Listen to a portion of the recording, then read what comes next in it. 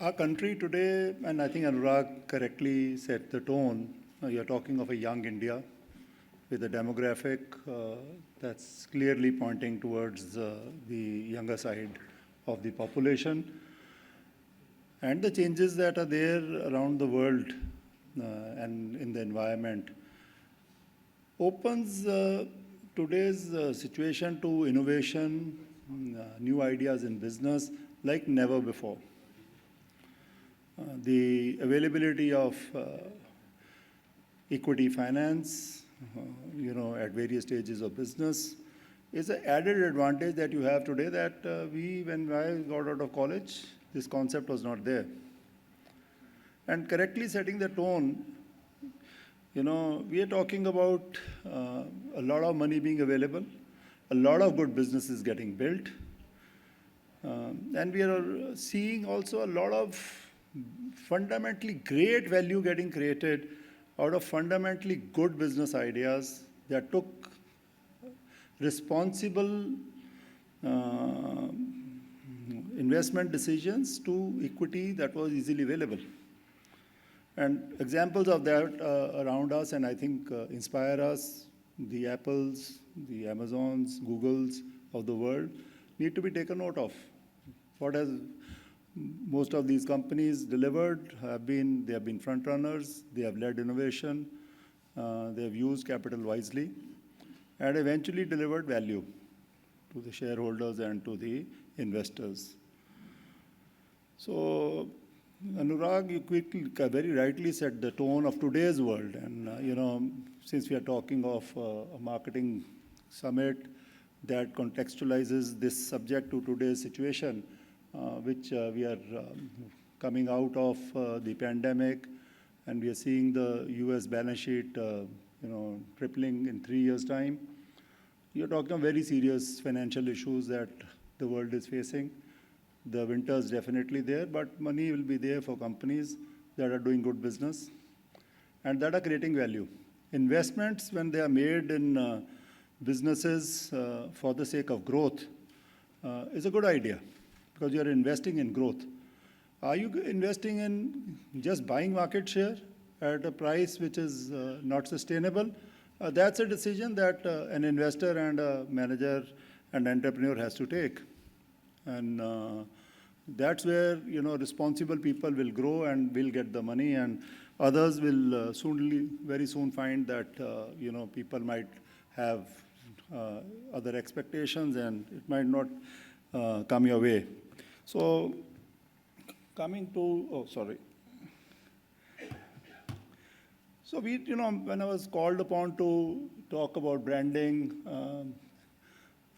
really I didn't know that I'm addressing young minds, and it's really a pleasure because, coming today and seeing all of you here was a pleasure because you see innovation and you see energy.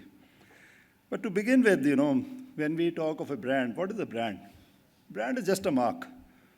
To begin with, it was a hot stamp that was used to mark animals. And over a period of time, brands evolve. They tend to, get associated with the product and for all that it stands for. And, eventually, it's a sum total of the goodwill that a brand builds up. And that's where we are talking, collecting today to talk about is brand equity and value. Now, brand equity and value is something that doesn't come overnight. It can come overnight.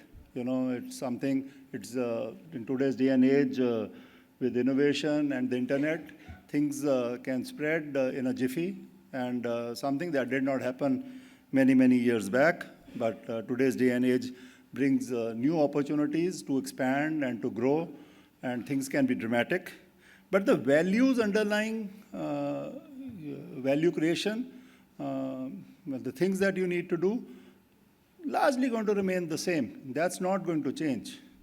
And eventually any brand in its end and its value represents the goodwill that it has created over a period of time. Whether it is a few years or a few generations, that depends to be seen. It's dependent on case-to-case basis.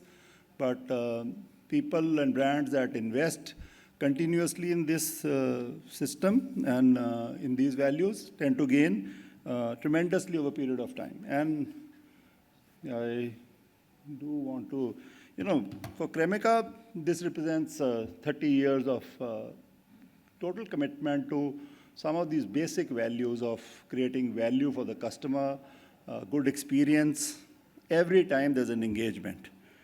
And to see where the business started from a household hobby to, the next stage of getting into, Me Too products.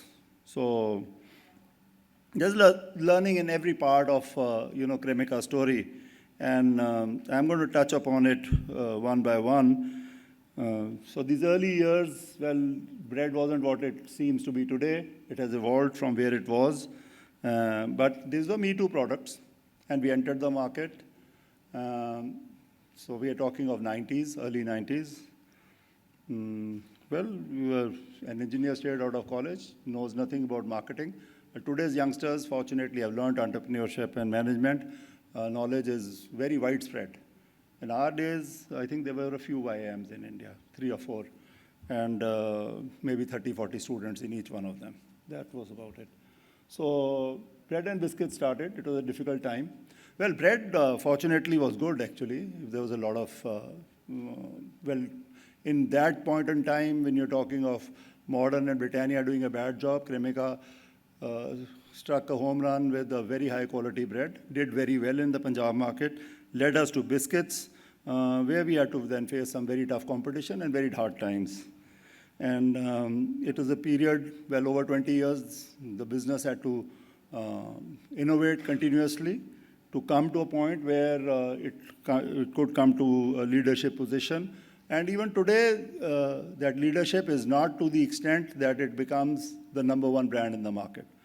And how do you create #1 brands in the market? Is, with innovation and doing new things. And that happened by chance in 1996 when we had a JV with Quaker Oats to make liquid condiments for McDonald's. And that led to the birth of the world's first vegetarian mayonnaise in Cremica. Now, I could have been a supplier to McDonald's and actually had a very easy time. Normally, McDonald's suppliers are very lazy. They don't work. They don't get into the market. They make money and they take it easy. Well, at Cremica, I think I had learned it the hard way that when we had gone into biscuits, and I realized that being a follower is no good. Because what happens when you go in the market as a follower, you have to fight for market share. And that's what I touched in the early part of my talks today. Are we going to discount the market and misuse investor money? Or are we going to innovate and create a value? Well, we don't mind investing for growth, but is that going to be just a discount to the customer so that I can make market share and get 4 or 5x valuation and maybe fool someone? But we can fool some people some days, but we can't fool them all the time. And that's where, I realized very early on that if I have to be a business of any significance, we have to innovate and lead the market. We can't be the next or the next to next producer of a food product like biscuits. We cannot be another company making Indian snack foods. We can't be another company making XYZ products. We have to be somebody that starts with something first in the market. We got this lovely opportunity, and I took a conscious decision that mayonnaise, which is made with eggs all over the world, in India will be launched in a vegetarian format. Change the game. Totally base the business on innovation. So the first mayonnaise introduction to India was done by Cremica, and the launch of the vegetarian mayonnaise they started in 1996, but truly the brand took shape in the market in closer to 2005-06. And it fired up the imagination of the customer, even though that was a time when there was not much of internet, and we relied mostly on PR of our good friends like Anurag to do, spread the good word around. We got exceptional coverage from most of the, media persons, and Cremica was a well-covered business. And I think that any business that strikes out, as an innovator and a first in the market, is the one who actually always and eventually captures the pole position. And you can see it across companies. You talk about, I took out a few names earlier, and you can relate to any other big brand that you'll see, and you will find that there was a point in which that brand stood out for something exceptional. And this is where Cremica took the break and moved ahead in the market. I'll share with you some more insights of what is the power of what you do and how it takes you ahead. Ketchup was a challenge, an established product, and we had to do it in the market. So this also led to a lot of innovation, where the quality points will be, how will it be a differentiated product. So in a Me Too category, to strike out and to get to a point where the product fires up the imagination of the customer. Well, that's something that we did, okay? And there are measures that, we could kind of quote today, and I will touch a little bit on that as we move forward. Over a period of time, we found millions of people enjoy this product. It started making a mark. We took a new route to the market. So it had to be a route that was easy, did not involve too much in financing. So like I said, very little equity was available in those days. So you're looking at going to the HoReCa segment, making sure that the brand is touching people, making sure that there's a positive interaction that the customer has every time. 25, 30 years of a deep commitment to quality, that every time the customer touches the sachet, it creates a delight. And he says, well, this is better than what I've been having at home. Because the relationship of a brand is very deeply embedded. So we grow up with them. We build emotional bonds with brands. Whatever we engage with, we think is the best. So going back in time, I'm reminded of an incident early on when I noticed a cousin of mine, and I was making bread at that time, fight with a friend of his over the quality of Britannia and modern bread. And I'm his cousin making bread, and I said, what the hell is he fighting for? There are two brands. What does he have to do? They were coming to blows with each other. And that's a lesson I learned, that how deeply can and will the population be attached with what decisions they take. So for us to break into that mind was a big, big challenge. And I did that by making sure that the product is differentiated from day one, and it stands out, and that we are continuously committed to a quality standard that was not followed by companies around us. So, so what is it that happened? So 20 years, you're talking of a business that has been striking out. What are the, things that happened in the way? What are things that did we have to go through? So Cremica did fire up the market. We got noticed. And we also, a lot of investors noticed when they were coming in that they wanted to make another Cremica with their money. And we saw a lot of startups getting funded around us with fancy valuations. And here is a brand that, and a business that was traditionally positioned with an investor that was traditional, looking for value.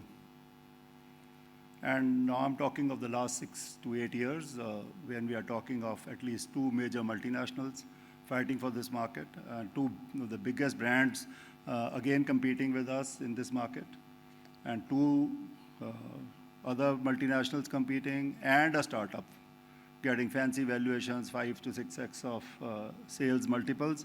And here is Cremica, a company which is unfunded and standing on good old values.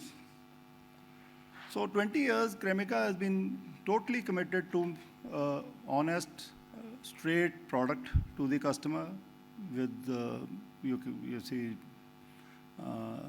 I would say 0 failure of any commitment that was implied in any sale or transaction that was ever done. So the brand stood its call. And we had been sustaining and, well, making a marginal amount of money. And then we came to a situation where in the last 2 years, COVID struck.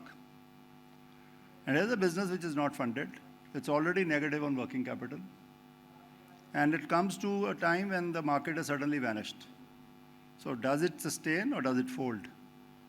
And that's what I'm going to touch upon, with the key lesson that we could give to you and share with you today is the power of doing a good job with your brand and creating a customer delight and investing in it repeatedly. That in these 3 years we found that while our competitors were struggling to raise prices, well, raw material prices had risen 100%, market had vanished and come down by 50%. So what are we talking about? It's a total decimation of the business. And in this situation, the business is left with no choice but to say, okay, well, if this is the price of oil and this is the price of the mayonnaise, and we just pass it on and we pass it on and we pass it on. So how many price increases did we have in a period of 1 year? Well, more than 12, which means that every month there was a price increase. And every month there's a new price going to the market. And it's a take it or leave it approach to the customer. Will a company be able to survive in this situation where there's a competitor who's got, maybe 100, 200 crores lying in his pocket and not willing to raise the price? Can a customer still decide to buy my product at a 50% higher price, which is supposedly another person making another mayonnaise, another white product? Well, the surprising answer to this is yes, they did. And today we are seeing a business that is growing 40% at a price differential of maybe 30, 40% over the next competitor in the market. And that, dear friends, is the power of a brand and the value that you create with the sustained work over a period of time. So whether it's a internet platform doing a good job, or it's a service, or it's a food product, the underlying value that you create, the innovation that you bring to the market is very important. You cannot be a me too. You have to be first of the block. You have to continuously invest in being the best. And I think Cremica did that, and I am standing here today in all humility with a surprise that I was myself surprised with all my years. I was surprised at the power of a brand and the power of goodwill of the customer, that what it can help you sustain. So whether you have money in your pocket or not, if you've done a good job, your business will do well. So I tell you 3 cheers to today's conference, and 3 cheers to all the innovation that you young minds are delivering. It's an outstanding time, and time for much, much bigger opportunities than what I saw when I got out of college 20, 30 years ago. And it's a pleasure to have spoken and shared my story with you today. Thank you so much.